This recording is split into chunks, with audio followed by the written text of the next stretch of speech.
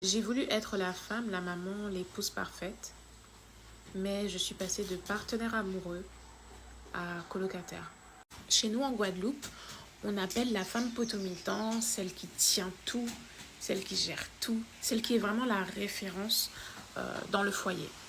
Et pendant des mois, j'ai été celle-là, celle qui pense à tout, celle qui vérifie tout, celle qui repasse derrière, voilà.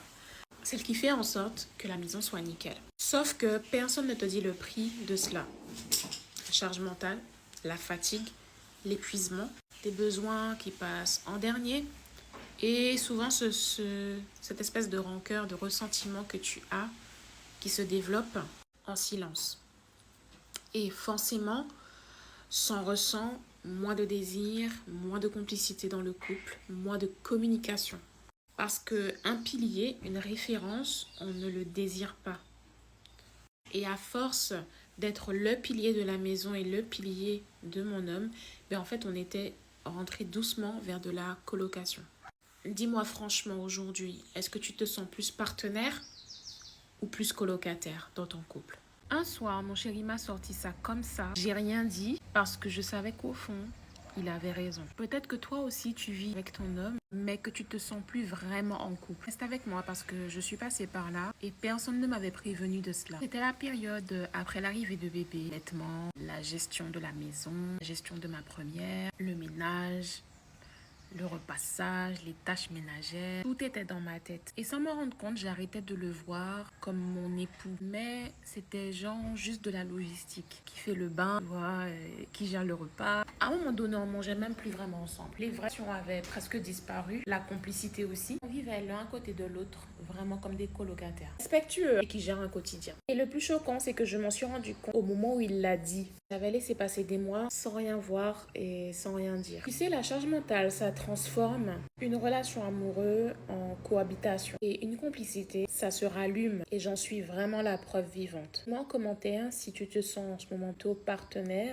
ou colocataire. Tu n'es plus sa femme, mais tu es devenu sa colocataire. Voici les 3 raisons. La troisième raison, c'est celle que personne n'a su. Numéro 1, c'est que tu le vois comme un de tes enfants et non comme un homme. Tant que tu le maternes, tu ne peux pas le désirer. Tu ne peux pas désirer un homme qu'on voit comme un enfant. Et le jour où tu vas commencer à le voir comme un homme responsable et non comme une personne de plus à gérer, le désir, la libido et l'admiration reviendra. La raison numéro 2, c'est que tu gères ton couple comme si c'était une multinationale. Gérer, anticiper, vérifier, contrôler. Sauf que ton couple n'est pas une entreprise, lui n'est pas ton collègue et encore moins ton subordonné. Donc quand tu ramènes ton mode travail à la maison, transforme ton couple en gestion de projet. Bref, le numéro 3, comme je t'ai dit, c'est celle que personne n'a assumée, c'est la racine de tout. Crois qu'être une bonne mère et une bonne épouse, c'est tout faire pour la famille, même au détriment de tes propres besoins. C'est exactement ce qui te cause de la charge mentale, tu appelles ça sacrifice, mais ce n'est pas de l'amour. Donc ton chéri n'est pas devenu ton colocataire par hasard. Ça là, c'est réversible. Dans ma prochaine vidéo, je vais t'expliquer ce qu'il va falloir que tu arrêtes pour pouvoir renverser la vapeur. Alors abonne-toi. Tu n'es plus sa femme, tu es devenu sa colocataire. 3 signes qui montrent que tu es dans une colocation. Le numéro 3, c'est celui que tu dois capter très très vite. Signe numéro 1, ton couple, on dirait un centre de gestion et de logistique. T'as jeté les poubelles? Check. T'as fait la vaisselle? Check. T'as déposé les enfants à l'école? Check. Il y a quoi? On dirait 2 associés qui gèrent une multinationale, qui est votre maison. Signe numéro 2, il n'y a plus de sexe. C'est bonjour, au revoir. Juste des commodités. On dirait 2 personnes asexuelles. Signe numéro 3, il n'y a plus de temps pour deux.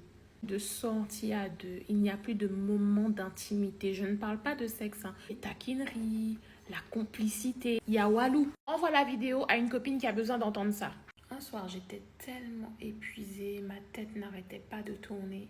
Et j'ai lâché. Moi aussi, j'aimerais bien être aidée. Et la réponse que je reçois sur le coup, elle m'a tellement vexée. Mais après cette réponse-là, tout va changer. On était dans la cuisine. Le ton a commencé à monter. Je sentais vraiment une colère. Parce qu'en parlant de ma fatigue, ce qu'on m'a renvoyé, c'était que je m'étais mis trop la pression et que personne ne m'a demandé d'en faire autant. Sur le coup, douche froide. Parce que même quand je demande, c'est moi la fautive. Mais quand j'y ai repensé, j'ai dû admettre que c'était vrai. En vrai, on m'a rien demandé. C'était moi qui voulais faire plaisir au point où je m'oubliais. Je voulais tellement être parfaite et il y avait autre chose. On m'a fait remarquer mon ton. On m'a demandé de baisser le ton. Et ça, c'est cardio, ça pique. J'avais raison dans le fond.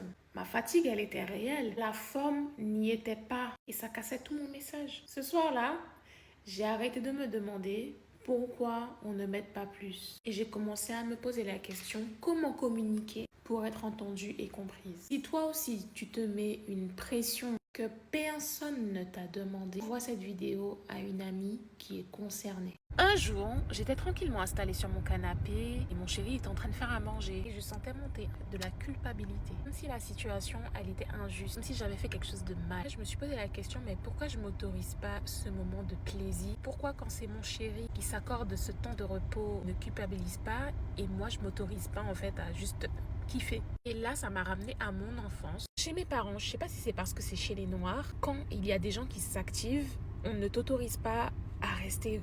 Il faut toujours que tu puisses être utile, il faut toujours faire quelque chose, chercher quelque chose à faire. Alors j'ai gardé en fait cet automatisme. Cette idée était implantée dans ma tête. C'est de la paresse, de l'égoïsme de rester assise pendant que les autres sont en train de s'activer. Que je n'ai pas droit au repos alors qu'il y a des choses à faire. Et cette petite voix-là, elle m'a suivie jusqu'à dans ma vie de femme, de maman, d'épouse. Il m'a fallu beaucoup d'années pour pouvoir me détacher de ça, me détacher de ce qu'on m'avait en fait appris parce que ça ne m'appartient pas. Aujourd'hui, je peux le déposer. Me reposer, c'est être humaine. Donc si toi aussi tu culpabilises quand tu te reposes alors qu'il y a des choses à faire, sache que ça ne t'appartient pas et qu'aujourd'hui tu peux le déposer. Envoie cette vidéo à une femme qui ne s'autorise pas à souffler. Mais si c'est ça le mariage, c'est pas la peine. Et tu sais, ce n'était pas de la colère, c'était du regret. Je m'étais imaginé qu'à deux, je me sentirais plus légère. On porterait les choses comme une équipe, comme des partenaires. Et en réalité, je me sentais plus seule en couple qu'étant célibataire. Être épuisée à ce point-là, alors que tu es en couple, c'était pas censé. Je gérais tout, toute seule dans ma tête. Personne ne voyait à quel point je me sentais mal. J'étais à 3 doigts de tout laisser tomber. Et j'ai eu un déclic, une chose qui a tout fait basculer. Ce qui a tout fait basculer, je te le raconte demain. Si tu te sens seul en couple, dis-le-moi en commentaire et abonne-toi pour connaître la suite de mon histoire. Un jour, je me suis mise à penser.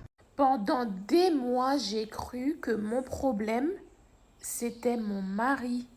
Et j'avais tort. Je me répétais que j'avais envie de prendre soin de moi, mais je n'y arrivais pas. Et dans ma tête, c'était sa faute. Il ne me soutenait pas. Et je lui en voulais tellement. J'étais en plein postpartum. Tout devait être parfait. Je me mettais une pression de dingue. Pour mon mari, pour les enfants, pour la maison, les tâches ménagères passaient avant tout, avant moi. Et un jour, j'ai compris un truc, que j'avais associé ma valeur à faire plutôt qu'à être. J'avais fait une confusion entre mon travail et la maison. J'étais vraiment devenue une gestionnaire. Je culpabilisais tellement, je me sentais mal. Et arrivé le soir, je m'effondrais en silence sans que personne ne le voie. Si toi aussi tu as tendance à associer ta valeur en tant que femme à faire plutôt qu'à être, tu n'es pas la seule. Et ça se transforme. Je te raconte la suite de mon histoire demain. Abonne-toi. Hier, je t'ai raconté la phrase de mon mari. Voilà ce que j'ai compris après. Et sache que ça m'a pris beaucoup de temps à accepter. Si cette phrase m'a fait aussi mal, c'est parce qu'il y avait une part de vérité. J'ai dû me regarder en face. Les vrais échanges devenaient de plus en plus rares. Toutes les discussions tournaient autour de la logistique. Le désir s'était éteint, la complicité également sous le poids de la charge mentale, de la fatigue. J'avais tous les signaux, mais je ne voulais pas les voir. Ce que j'ai compris, c'est que premièrement, je ne suis pas la maman de mon homme. Deuxièmement, ma vie n'est pas une multinationale. Troisièmement, l'amour n'avait pas disparu. C'est simplement qu'il s'était éteint au fur et à mesure du temps. Abonne-toi et je continue cette histoire demain.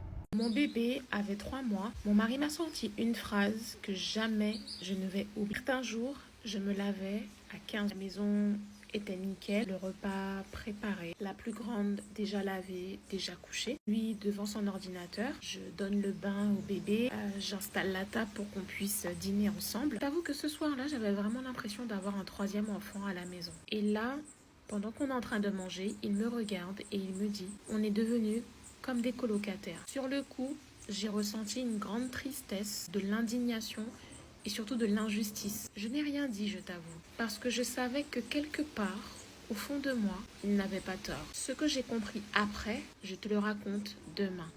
Abonne-toi. Le SEXE c'est compliqué. J'ai besoin de savoir s'il y a des femmes comme moi qui ont l'impression d'avoir un colocataire à la maison. Non, mais tu n'en as pas marre. En plus, le pire, c'est que vous ne vous disputez pratiquement pas. Vous êtes juste cordial, poli. Et ce que personne ne te dit, c'est que ça n'arrive pas d'un coup. Ça se fait par vague de glissement. La charge mentale qui prend le pas sur la complicité amoureuse. Les conversations qui deviennent que de la logistique. Un jour, tu constates que vous partagez plus un agenda qu'une vie amoureuse. Mais écoute-moi bien, ma chérie, si tu ressens que tu es en mode colocataire et que ça te dérange, ça veut dire qu'il y a quelque chose qui est encore vivant. J'ai fabriqué exactement ce que je reprochais. Un mari passif. Je vais être cash avec toi, même si c'est pas glorieux. Mon mari, pendant très longtemps, je le traitais comme mon troisième enfant. Je lui rappelais tout, je vérifiais tout, je repassais derrière lui. Et dans ma tête, je râlais parce qu'en fait, je me demandais, mais pourquoi c'est à moi de gérer tout ça? Et tu sais quoi, ça vient de loin. Parce que étant petite, on m'a appris à me débrouiller seule très tôt, à devenir indépendante et à rester